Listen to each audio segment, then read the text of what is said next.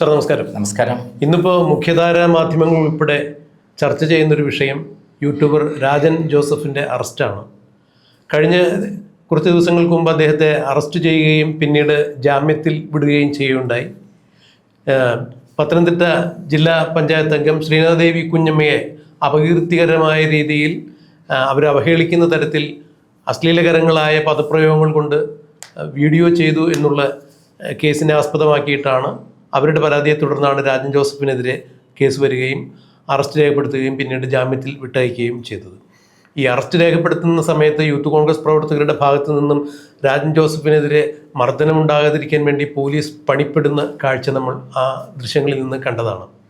എന്നാൽ അറസ്റ്റിന് ശേഷം അദ്ദേഹം ജാമ്യം കിട്ടി വീണ്ടും എറണാകുളത്തെത്തി വീണ്ടും ശ്രീനാദേവി കുഞ്ഞമ്മയെക്കുറിച്ച് അപകീർത്തികരമായ രീതിയിൽ വാർത്ത ചെയ്തു എന്ന് പറഞ്ഞൊരു പരാതി വരികയും രാത്രിക്ക് രാത്രി പോലീസ് രാജൻ ജോസഫിനെ എറണാകുളത്ത് നിന്ന് വീണ്ടും ഇന്നലെ രാത്രി അറസ്റ്റ് ചെയ്തിരിക്കുന്നു എന്നുള്ള വാർത്തയാണ് ഇന്നിപ്പോൾ എല്ലാ മുഖ്യധാര മാധ്യമങ്ങളടക്കം നവമാധ്യമങ്ങളിലുമെല്ലാം വാർത്ത വന്നുകൊണ്ടിരിക്കുന്നത്. ഇതിനിടയ്ക്ക് വയനാട്ടിൽ നിന്നും മുണ്ടക്കൈ ചൂരൽമല ദുരന്തത്തിൽ സകലതും നഷ്ടപ്പെട്ട ആളുകളുടെ കൂട്ടത്തിൽ നൗഫൽ എന്ന് പറഞ്ഞൊരാൾ കൂടി ഉണ്ടായിരുന്നു. അദ്ദേഹത്തിന് ഒരു വീട് അവിടെ ലഭ്യമായിട്ടുണ്ടായിരുന്നു.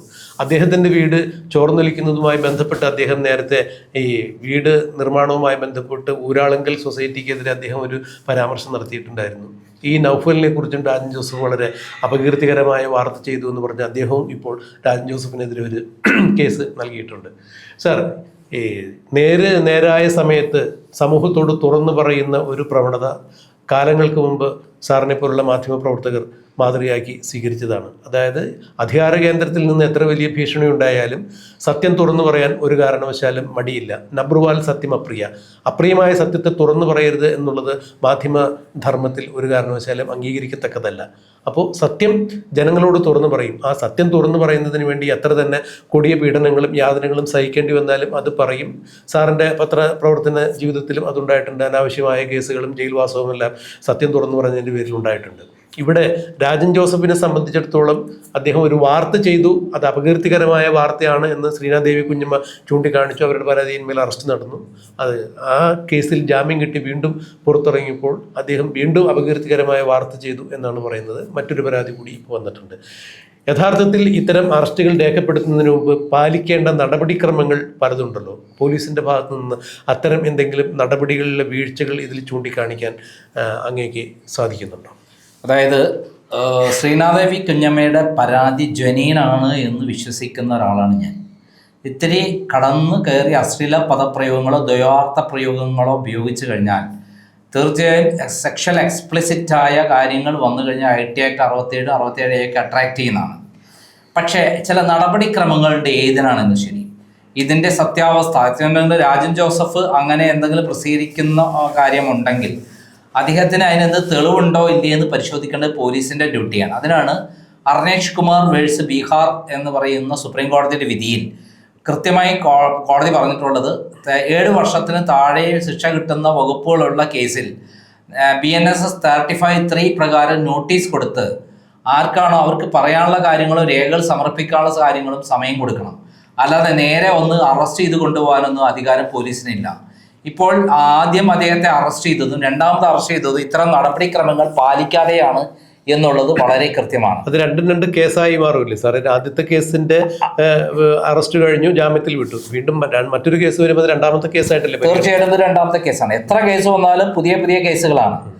അദ്ദേഹം പുതിയതായി വീഡിയോ ചെയ്തത് ആദ്യത്തെ വീഡിയോയിലെ ലംഘനമാണെന്നും ജാമ്യം കൊടുത്തതിന്റെ ലംഘനമാണെന്നും അതോടൊപ്പം പുതിയ വീഡിയോയിൽ വീണ്ടും ഇത്തരത്തിൽ അപകീർത്തികരമായ സ്ത്രീത്വത്തെ അപമാനിക്കുന്ന സെക്ഷൽ എക്സ്പ്ലിസിറ്റായ വാചകങ്ങൾ ഉപയോഗിച്ച് അധിക്ഷേപിച്ചു എന്നുള്ളതാണ് കുഞ്ഞമ്മയുടെ പരാതി എന്നാണ് ഞാൻ മനസ്സിലാക്കുന്നത്. അങ്ങനെ വരുമ്പോൾ അത്തരം കാര്യങ്ങൾ ഗൗരവമായിട്ട് തന്നെ സ്ഥിരം ഒഫൻഡർ എന്നുള്ള രൂപത്തിലേക്കാണ് പോകുന്നത്. പക്ഷേ രാജൻ ജോസഫിന് പറയാനുള്ളത് കേൾക്കുക എന്നുള്ളത് സാമാന്യ മര്യാദയാണ്. ഈ 2 കേസിലും അങ്ങനെ ഒരു സമീപനം ഉണ്ടായിട്ടില്ല. ഈ കാര്യത്തിലാണ് ഞാൻ കഴിഞ്ഞ ഗവൺമെൻറ് കാലത്ത് ഏറ്റവും ഫൈറ്റ് ചെയ്തത്. എൻ്റെ കൈവശം വ്യക്തമായ രേഖകൾ ഉള്ളതുകൊണ്ടാണ് വീണ ജോർജിനെ കുറിച്ചും ശ്വേതാ മേനോനെ കുറിച്ചും അതേപോലെ ശോഭന ജോർജിനെ കുറിച്ചൊക്കെ വാർത്ത പ്രസിദ്ധീകരിച്ചത്. ശോഭന ജോർജ് കേസിന് പോയില്ല. കാരണം കോടതിയിൽ അവർക്കെതിരെ ഞാൻ കൊടുത്ത ക്രിമിനൽ കേസിൽ ഇതിൻ്റെ രേഖകൾ ഞാൻ ഹാജരാക്കിയിരുന്നു. അതുകൊണ്ട് എനിക്കെതിരെ അവർ നടപടി വേറെ ഒന്നും പോയില്ല. ഷാജസ്കറിയെ പറഞ്ഞത് ശോഭന ജോർജിന് വേണ്ടിയിട്ട് ശോഭന ജോർജിനെ പറ്റി ശരിയല്ല എന്നൊക്കെ പറഞ്ഞിരുന്നു. അതിനുശേഷം ഷാജസ്കറി എന്നെ കുറിച്ചിട്ട് ഞാനിങ്ങനെ അശ്ലീലമായി പറയുന്നു എന്നൊക്കെ പറഞ്ഞു. ഞാൻ അശ്ലീലമായി പറയുന്നതല്ല, അവർ പറഞ്ഞ കാര്യങ്ങൾ ഞാൻ കോട്ട് ചെയ്തു എന്നുള്ളതാണ്. ശ്വേതാ മേനോൻ ഒരു ഇന്റർവ്യൂവിൽ പറഞ്ഞ കാര്യം, അതായത് I am the hottest sexist woman എന്ന് പറഞ്ഞ് അവർ തന്നെ പറഞ്ഞിട്ടുണ്ട്. കാമസൂത്രയുടെ വീഡിയോ 30 കോടി ആളുകൾ കണ്ടിട്ടുണ്ടെന്ന് എൻ്റെ ഒരാളുടെ ഇന്റർവ്യൂവിൽ, ഒരു പത്രത്തിന്റെ ഇന്റർവ്യൂവിൽ പറയുന്നുണ്ട്. അത് ഞാൻ കോട്ട് ചെയ്തു എന്നുള്ളതിന്റെ പേരിലാണ് എനിക്കെതിരെ കള്ളക്കേസ് എടുത്തത്. അതിനെ ന്യായീകരിച്ചിട്ടാണ് ഷാജസ്കറിയ എന്നെ മോശമാക്കി ഈ അടുത്ത കാലത്ത് ഒരു പ്രതികരണം ഉണ്ടാക്കിയത്. ഷാജസ്കറിയ മനസ്സിലാക്കേണ്ട കാര്യം, എന്നെപ്പറ്റി ഒരു ആരോപണം പറയുമ്പോൾ കൃത്യമായി ചോദിച്ചാൽ ഞാൻ കാര്യങ്ങൾ കൃത്യമായി പറയും, തെളിവ് തരും. തെളിവില്ലാത്തൊരു സാധനം ഞാൻ പബ്ലിഷ് ചെയ്തില്ല. തെളിവുള്ള സാധനമാണെങ്കിൽ ഏതറ്റം വരെയും ഞാൻ പബ്ലിഷ് ചെയ്യും. അതിൻ്റെ ഉത്തരവാദിത്തം ആ പരാതിക്കാർക്ക് മാത്രമുള്ളതാണ്. ഇവിടെ കൃത്യമായി പറഞ്ഞാൽ ശ്രീനാമ കുഞ്ഞമ്മ രാഹുൽ മാങ്കൂട്ടത്തെ സംരക്ഷിച്ചുകൊണ്ടും ആ രാഹുൽ മാങ്കൂട്ടം തെറ്റ് ചെയ്തിട്ടില്ല എന്ന് കാണിച്ചുകൊണ്ടും കൃത്യമായ തെളിവുകളുടെ അടിസ്ഥാനത്തിൽ കൃത്യമായിട്ടുള്ള ഒരു പോരാട്ടമാണ് നടത്തിയിട്ടുള്ളതെന്ന് നമുക്കറിയാം. ശ്രീനാമ കുഞ്ഞമ്മ കൃത്യമായ കാര്യങ്ങൾ പറയുമ്പോൾ അത് രാഹുൽ മാങ്കൂട്ടത്തെ സംരക്ഷിച്ചുകൊണ്ടുള്ള കാര്യമായതുകൊണ്ടും അതിനെ അപഹസിച്ചുകൊണ്ട് അതിനെ മോശപ്പെടുത്തിക്കൊണ്ടാണ് അവരെ പറ്റി വളരെ മോശമായ രൂപത്തിൽ തന്നെയാണ് വാർത്ത പ്രസിദ്ധീകരിച്ചിട്ടുള്ളത് എന്നാണ് ഞാൻ മനസ്സിലാക്കുന്നത്. ആദ്യം ഒന്ന് പ്രസിദ്ധീകരിച്ചു, വീണ്ടും അവരെ അറസ്റ്റ് ചെയ്ത ശേഷം ഉണ്ടായ സംഭവങ്ങൾ എല്ലാം പറഞ്ഞുകൊണ്ട് ഈ ശ്രീനാമ കുഞ്ഞമ്മയും അതേപോലെ ഈ പറയുന്ന രാഹുൽ മാങ്കൂട്ടത്തിനെയും ചേർത്തുകൊണ്ട് വളരെ മോശമായ രൂപത്തിൽ വീണ്ടും പ്രസിദ്ധീകരിച്ചതിനെ നമുക്ക് അംഗീകരിക്കാൻ പറ്റുന്ന കാര്യമല്ല. അതിന് തെളിവുണ്ടെങ്കിൽ ഓക്കെ, ഞാൻ അതിനകത്ത് എതിരായ അഭിപ്രായം പറയുന്നില്ല. കാരണം ഇവിടെ പോലീസ് എടുത്ത നിലപാടിനെയാണ് ഞാൻ വിമർശിക്കുന്നത്. ഇന്നലെ രാത്രി അദ്ദേഹത്തിന് വീട്ടിൽ വന്ന് അദ്ദേഹത്തെ അറസ്റ്റ് ചെയ്ത് കൊണ്ടുപോയി എന്നുള്ളതാണ് അറിയുന്നത്. അതിന് ഫുൾ ഡീറ്റെയിൽ കിട്ടിയിട്ടില്ല. അവിടുത്തെ ആ ചാനലിൻ്റെ ചീഫ് എഡിറ്ററുമായി ഞാൻ സംസാരിച്ചപ്പോൾ ഇന്നലെ രാത്രി തന്നെ അറസ്റ്റ് ചെയ്ത് കൊണ്ടുപോയി, യാതൊരു നോട്ടീസും കൊടുത്തിട്ടില്ല എന്നുള്ള വിവരമാണ് പറയുന്നത്. അടൂർ പോലീസ് CIAയെ ബന്ധപ്പെട്ടപ്പോൾ CI ഫോൺ എടുത്തില്ല. സ്റ്റേഷനിൽ വിളിച്ചപ്പോൾ കൃത്യമായ വിവരങ്ങൾ കിട്ടിയില്ല. ഈ സന്ദർഭത്തിൽ അവിടെ നിന്നുള്ള വിവരങ്ങളും കിട്ടാത്തതുകൊണ്ട് നമുക്ക് വ്യക്തമായി മനസ്സിലാക്കാവുന്ന കാര്യം അദ്ദേഹത്തിന് 35(3) നോട്ടീസ് കൊടുക്കാതെയാണ് അറസ്റ്റ് നടത്തിയത് എന്നുള്ളതാണ്. അങ്ങനെ വരുമ്പോൾ അദ്ദേഹത്തിന് ആ കാര്യങ്ങൾ പറഞ്ഞുകൊണ്ട് തന്നെ ജാമ്യം കിട്ടാനുള്ള കാരണമായി തീരും എന്നുള്ളതാണ് സുപ്രീം കോടതി വിധി പറയുന്നത്. അപ്പൊ ഇവിടെ പോലീസാണ് യഥാർത്ഥത്തിൽ കുറ്റക്കാരായി വരുന്നത്. കഴിഞ്ഞ ഗവൺമെന്റ് കാലത്ത് ഇത്തരം കാര്യങ്ങൾ നിരന്തരമായി ചെയ്തതിന്റെ പേരിലാണ് ജനങ്ങൾ തന്നെ പിണറായി വിജയനെ ചവിട്ടി പുറത്താക്കിയത്. കഴിഞ്ഞ ഗവൺമെന്റ് കാലത്ത് എനിക്കെതിരെ എടുത്ത കേസുകളും ഷാജസ്കറിയക്കെതിരെ കേസുകൾ എടുത്ത കേസിലും അതിലെ സുമേഷ് മാർക്കോപ്പളയുടെയും നമ്പൂതിരിയുടെയും പേരിലൊക്കെ എടുത്ത കേസുകൾ, കെ എം ഷാജഹാനെതിരെ എടുത്ത കേസുകൾ എല്ലാം തന്നെ നോട്ടീസ് കൊടുക്കാതെ അങ്ങോട്ട് വന്ന് അറസ്റ്റ് ചെയ്യുന്നു. ഒരു ദിവസം രാത്രി 12 മണിക്ക് എൻ്റെ വീട്ടിൽ പോലീസ്, തിരുവനന്തപുരം സൈബർ പോലീസ് വന്നിരുന്നു. ഞാൻ അവരോട് പറഞ്ഞത്, നിങ്ങൾ 2 പോലീസ് വാഹനമായിട്ടാണ് വന്നത്. ഞാൻ പറഞ്ഞത്, അവരെന്നോട് പറഞ്ഞു ബലം പ്രയോഗിച്ചോളാം. ഞാൻ പറഞ്ഞു അടുത്തത് നിങ്ങൾ ഇവിടുത്തെ ലോക്കൽ പോലീസ് ഞങ്ങൾക്ക് അറിയിച്ചോളാം പറഞ്ഞു. ഞാൻ പറഞ്ഞു ഈ കാര്യത്തിൽ സുപ്രീം കോടതി വിധി ലംഘിക്കാൻ നിങ്ങൾ ആരാണ്? സുപ്രീം കോടതിയുടെ വിധി ലംഘിച്ചുകൊണ്ട് നിങ്ങൾക്ക് എന്നെ അറസ്റ്റ് ചെയ്താൽ അത് സുപ്രീം കോടതിയുടെ ലംഘനമായി തീരും. അത് രേഖപ്പെടുത്തിക്കൊണ്ട് നിങ്ങൾ എന്നെ അറസ്റ്റ് ചെയ്തോ, എനിക്ക് യാതൊരു പ്രശ്നമില്ല. അപ്പോൾ അവർ പറഞ്ഞു ഞങ്ങൾ അന്വേഷിക്കട്ടെ എന്ന് പറഞ്ഞപ്പോഴേക്ക് VD സതീശൻ DGPയെ വിളിച്ച് വാൺ ചെയ്തു. ഇത്തരത്തിൽ നിയമവിരുദ്ധമായിട്ടാണ് അറസ്റ്റ് ചെയ്യുന്നതെങ്കിൽ ഞങ്ങൾ അതിന് നടപടിയെടുക്കും. ഞങ്ങൾ DGPയുടെ ഓഫീസ് വളയുമെന്ന് പറഞ്ഞുകൊണ്ട് ഒരു ഭീഷണി പറഞ്ഞതോടുകൂടി DGP നിയമപരമായി അറസ്റ്റ് ചെയ്യാൻ വേണ്ടിയിട്ടും നിയമപരമായി നോട്ടീസ് നൽകാൻ വേണ്ടി പറഞ്ഞു. എനിക്ക് നോട്ടീസ് തന്നിട്ട് 5 മണിക്കൂർ എന്നെ ബന്ദിയാക്കി വെച്ച ശേഷം 5 മണിക്കൂർ എനിക്ക് നോട്ടീസ് 35(3) പ്രകാരമുള്ള നോട്ടീസ് തന്നിട്ടാണ് അവർ മടങ്ങിപ്പോയത്. പിന്നീട് ആ കേസിൽ എൻ്റെ കേസ് നിലനിൽക്കുന്നതല്ല. അതായത് നമ്മുടെ CPM നേതാവായ MA ബേബിയുടെ ഏറ്റവും പ്രിയപ്പെട്ട ആളായ എറണാകുളത്ത് മത്സരിച്ച സിന്ധു ജോയി ആയിരുന്നു പരാതിക്കാരി. അവർക്ക് നിരന്തരമായി എനിക്കെതിരെ പരാതി കൊടുക്കുന്ന പരിപാടിയായിരുന്നു. അതിൽ VS അച്യുതാനന്ദൻ പ്രസംഗിച്ച ഒരു കാര്യം കോട്ട് ചെയ്തുകൊണ്ടാണ് ഇപ്പോഴും സോഷ്യൽ മീഡിയ ചാനലുകളിൽ നിറഞ്ഞു നിൽക്കുന്ന ഒരു വീഡിയോ കോട്ട് ചെയ്തുകൊണ്ടാണ് സിന്ധു ജോയിയെ കുറിച്ചുള്ള ഒരു കാര്യം ഞാൻ പ്രസിദ്ധീകരിച്ചത്. ഞാൻ സ്വന്തമായ ഒരു കാര്യവും പറയാറില്ല. അവർ പറഞ്ഞതോ മറ്റുള്ളവർ പറഞ്ഞതോ ഇപ്പോൾ അവരെ എതിർക്കാത്തതോ ആയ കാര്യങ്ങൾ കോട്ട് ചെയ്തുകൊണ്ട് മാത്രമാണ് ഞാൻ വാർത്ത ചെയ്യാറുണ്ടായിരുന്നത്. എന്നാൽ ഇവിടെ അങ്ങനെയല്ല. ശ്രീനാമ കുഞ്ഞമ്മയെ വളരെ മ്ലേച്ഛമായ രൂപത്തിൽ അധിക്ഷേപിച്ചുകൊണ്ട് തന്നെയാണ് സംഭവം ഇദ്ദേഹം ചെയ്തിട്ടുള്ളത് എന്നുള്ളതിന് രണ്ടാമതൊരു അപ്പീലുള്ള കാര്യമൊന്നുമല്ല. കാരണം അത് ശരിയായ കാര്യമല്ല എന്ന് ഞാൻ പറയും. പക്ഷെ അതിനേക്കാൾ മോശമായ കാര്യമാണ് പോലീസ് ചെയ്യുന്നത്. പോലീസ് ഈ ഗവൺമെന്റ് മോശക്കാരാക്കാൻ, അതായത് വി ഡി സതീശനെയും രമേശ് ചെന്നിത്തലയും പേരില്ലാതാക്കാൻ ഇത്തരത്തിൽ നിയമവിരുദ്ധമായ നടപടി എടുക്കുമ്പോൾ നാളെ പോലീസിന് തിരിച്ചടി കിട്ടും. സാർ, അങ്ങനെയാണെങ്കിൽ അത് പിന്നെ ആരുടെ താല്പര്യപ്രകാരമാണ് പോലീസ് ഇത്തരത്തിൽ പ്രവർത്തിക്കുന്നത്?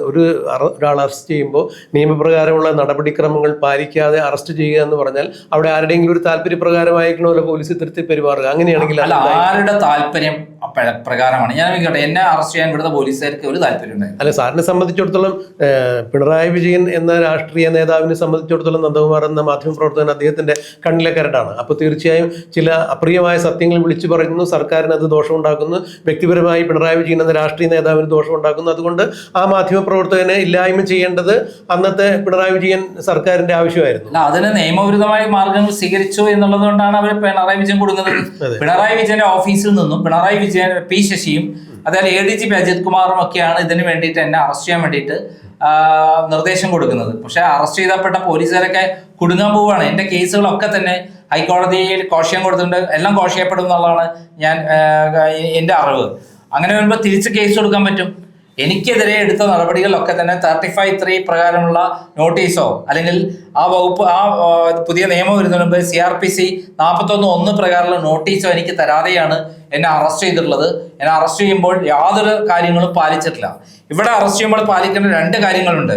ഒന്ന്, നോട്ടീസ് നൽകണം. നോട്ടീസ് നൽകി അദ്ദേഹം വന്നില്ലെങ്കിൽ അദ്ദേഹത്തെ അറസ്റ്റ് ചെയ്യാം. അദ്ദേഹം പോലീസ് സ്റ്റേഷനിലെത്തി കൃത്യമായ കാര്യങ്ങൾ അവതരിപ്പിക്കുന്നില്ലെങ്കിൽ അദ്ദേഹത്തെ അറസ്റ്റ് ചെയ്യാം. രണ്ടാമത്തത്, അദ്ദേഹത്തിന് അറസ്റ്റ് ചെയ്യപ്പെടുകയാണെങ്കിൽ തന്നെ അദ്ദേഹത്തെ അറസ്റ്റ് മെമ്മോ കൊടുക്കണം, ഇൻസ്പെക്ഷൻ മെമ്മോ കൊടുക്കണം, എന്നിട്ട് ഒപ്പിടിക്കണം. അതും ഉണ്ടായില്ല എന്നുള്ളതാണ് ഞാൻ മനസ്സിലാക്കുന്നത്. അങ്ങനെ വരുമ്പോൾ ഈ അറസ്റ്റ് ഇല്ലീഗലാണ്. അതിന്റെ അടിസ്ഥാനത്തിൽ തന്നെ ഈ അറസ്റ്റിന് പിന്നെ അദ്ദേഹത്തിന് ജാമ്യം കിട്ടാനുള്ള കാര്യങ്ങളുണ്ട്. അത് കൃത്യമായി അഡ്വക്കേറ്റ് കോടതിയിൽ പറഞ്ഞു കഴിഞ്ഞാൽ, സുപ്രീം കോടതിയുടെ വിധിയുടെ ലംഘനമാണ് നടന്നത് എന്ന് പറഞ്ഞു കഴിഞ്ഞാൽ തന്നെ അദ്ദേഹത്തിന് ജാമ്യം കിട്ടാനുള്ള അവസരം കൂടുതലാണ് എന്നുള്ളതാണ് സത്യം. സാർ, അപ്പോൾ അങ്ങനെ ഒരു ഇല്ലീഗൽ ആക്ടിവിറ്റി അവിടെ നടക്കണമെന്നുണ്ടെങ്കിൽ പോലീസിന് ഇദ്ദേഹത്തോട് വ്യക്തിപരമായ യാതൊരു തരത്തിലുള്ള ഒരു താല്പര്യക്കുറവോ ഉണ്ടാകാൻ സാധ്യതയില്ല. അങ്ങനെയെങ്കിൽ ഒരു കേസിൽ അറസ്റ്റ് ചെയ്ത് ജാമ്യം തേടി പുറത്തിറങ്ങിയ ഒരാൾ മറ്റൊരു കേസുമായി ബന്ധപ്പെടുമ്പോൾ അതിൻ്റെ പൂർണ്ണമായ നടപടിക്രമങ്ങൾ പാലിക്കാതെ പോലീസ് അറസ്റ്റ് ചെയ്യണം എന്നുണ്ടെങ്കിൽ, ഒരു ഇല്ലീഗൽ ആക്ടിവിറ്റിയിലേക്ക് പോകണം എന്നുണ്ടെങ്കിൽ തീർച്ചയായും അവിടെ പോലീസിന് ഏതെങ്കിലും തരത്തിലൊരു സമ്മർദ്ദം ഉണ്ടായി കാണുമല്ലോ. അല്ല, സമ്മർദ്ദം ഉണ്ടായിട്ട് തന്നെയാണ് പോലീസ് ചെയ്യുന്നത്. അല്ലാതെ രാജ ജോസഫിനെ ഇപ്പം അർദ്ധരാത്രി വന്ന് അറസ്റ്റ് ചെയ്യാൻ അവർക്ക് പ്രത്യേക താല്പര്യമൊന്നും ഇല്ലല്ലോ. അപ്പൊ സമ്മർദ്ദം എന്ന് പറയുന്നത് രാഹുൽ മാങ്കൂട്ടം, അതേപോലെ ശ്രീനാദേവി കുഞ്ഞമ്മ ഇവരുടെ താല്പര്യപ്രകാരം, അല്ലെങ്കിൽ അതിന് അവർ കൃത്യമായി പോലീസ് സംവിധാനത്തെ ഉപയോഗിച്ചു എന്ന് തന്നെ വേണം കരുതാൻ. അത് ശരിയല്ല എന്നാണ് ഞാൻ പറയുന്നത്. കഴിഞ്ഞ തവണ തന്നെ ശ്രീനാദേവി കുഞ്ഞമ്മ അവിടെ പോലീസ് സ്റ്റേഷനിൽ ചെന്ന് പോലീസ് വിളിച്ചാൽ കൃത്യമായി പോലീസിന് മുമ്പാകെ ശ്രീനാദേവി കുഞ്ഞമ്മയ്ക്കെല്ലാം കസ്റ്റഡിയിലിരിക്കുന്ന രാഹുൽ മാങ്കൂട്ട ഇദ്ദേഹത്തിന്റെ അടുത്ത്, അതായത് രാജൻ ജോസഫിന്റെ അടുത്ത് വന്നിട്ട് സുഖം തന്നെയല്ലേ എന്ന് ചോദിക്കാനുള്ള അവകാശമൊന്നും ഒരു വാദി എന്നുള്ളതിൽ, പരാതിക്കാരി എന്നുള്ളതിൽ അവർക്കില്ല. അധികാര ലംഘനമാണ്. പോലീസിനാണ് അതിന്റെ പ്രശ്നം വരുന്നത്. പോലീസാണ് അത് അനുവദിച്ചിരിക്കുന്നത്, നിയന്ത്രിക്കേണ്ടത്. അതിന് ഉത്തരവാദിത്തം പോലീസ്, അവിടുത്തെ SHO വരുന്നത്. അതേപോലെ തന്നെ അദ്ദേഹം അവിടെ എത്തുന്നതിന് മുമ്പ് 10-30 പേർ ആക്രമിച്ചു എന്ന് പറയുന്ന ഒരു കാര്യം, അത് വളരെ ഗുരുതരമായ കാര്യമാണ്. കസ്റ്റഡിയിലിരിക്കുന്ന പ്രതിയെ ആക്രമിക്കാൻ ഒരു ആൾക്കും അധികാരമില്ല എന്നിരിക്കെയാണ് ഗവൺമെന്റിനെ ചീത്തയാക്കാൻ വേണ്ടി ചിലർ ഇറങ്ങി പുറപ്പെട്ടിരിക്കുന്നത്. അതാണ് സാർ ഇവിടുത്തെ ഏറ്റവും വലിയ എടുത്തു പറയേണ്ട കാര്യം. കാരണം ഇപ്പോൾ നമ്മുടെ പരിയത്തുകാവ് ദളിത് ഉന്നതിയിൽ നടന്ന ആ കോടതി നടപടികളുമായി ബന്ധപ്പെട്ട് വി.ഡി. സതീശൻ സർക്കാർ വന്നിട്ട് ദിവസങ്ങൾ മാത്രം ആയിട്ടുള്ളൂ. അപ്പോൾ പിണറായി വിജയൻ സർക്കാരിലുണ്ടായിരുന്ന ആ പിണറായി വിജയൻ സർക്കാരിനോട് വിധേയത്വം പുലർത്തുന്ന ഒരു പറ്റം പോലീസുകാരാണ് അന്ന് അവിടെ അത്രത്തോളം ചില വഷളാകുന്ന തരത്തിലേക്ക് കാര്യങ്ങൾ മാറ്റിമറിച്ചത്. പിന്നീട് രമേശ് ചെന്നിത്തല ആ കാര്യത്തിൽ ഒരു കൃത്യമായ തീരുമാനം കൈക്കൊള്ളുന്നത് കണ്ടു ആഭ്യന്തരമന്ത്രി രീതിയിൽ. ഇവിടെയും ഈ പറഞ്ഞതുപോലെ പോലീസിനകത്തുള്ള ഒരു പറ്റം ആളുകൾ സർക്കാരിനെതിരായി ചില നിഗൂഢ നീക്കങ്ങൾ നടത്തുന്നുണ്ടോ എന്ന് സംശയിക്കുന്നതിൽ തെറ്റുണ്ടോ? അല്ല, ഇത്തരം കാര്യങ്ങൾ ചെയ്യുന്ന പോലീസ് ഉദ്യോഗസ്ഥന്മാർ ഈ ഗവൺമെന്റിനെതിരെ തന്നെയാണ് പ്രവർത്തിക്കുന്നത്. ഈ ഗവൺമെന്റിനാണ് ചീത്തപ്പേര് വരുന്നത്. രമേശ് ചെന്നിത്തലയ്ക്കും അതേപോലെ വി.ഡി. സതീശനുമാണ് ഇതിന് ചീത്തപ്പേര് വരുന്നത്. അവർ ഭരണത്തിൽ വരുമ്പോൾ നിഷ്പക്ഷമായി എതിരാളികളാണെങ്കിൽ പോലും അവർക്ക് നിയമപ്രകാരം മാത്രമേ നീങ്ങാൻ പാടുള്ളൂ. അത് മാത്രമാണ് നമ്മളുടെ വ്യൂ.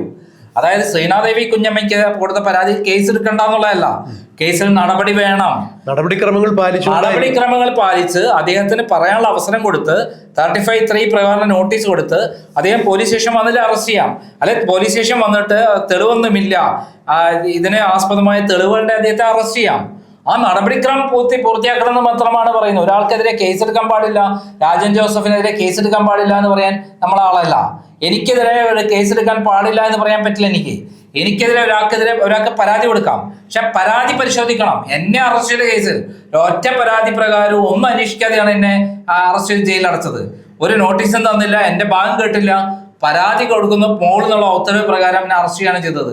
വീണ ജോർജിന്റെ കേസിലൊക്കെ വീണ ജോർജിന്റെ സെക്രട്ടറിയുടെ പരാതി എന്താ?